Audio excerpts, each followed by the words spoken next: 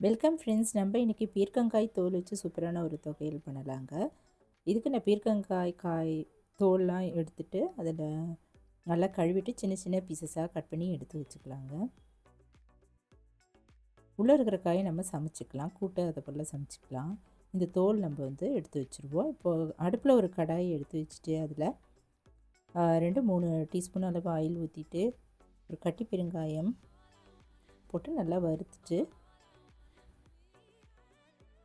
நல்லா செவந்ததும் இப்போது வரமிளகாய் 4 இல்லை 5 வரமிளகாய் சேர்த்துட்டு நல்லா வறுத்துட்டு கூடவே 1 டேபிள் ஸ்பூன் அளவு முழு உளுத்தம்பருப்பு அதையும் போட்டு நல்லா வறுத்துக்கலாம். இதெல்லாம் நல்லா வறுப்பட்டதும் நம்ம தட்டில் எடுத்து வச்சுருவோம். கட் பண்ணி க்ளீன் பண்ணி எடுத்து வச்சுருந்த பீர்க்கங்காய் தோல் போட்டுட்டு நல்லா ஒரு 5லேருந்து 6 நிமிஷம் வரைக்கும் மீடியம் ஃப்ளேமில் வச்சுட்டு வதக்கிக்கலாங்க.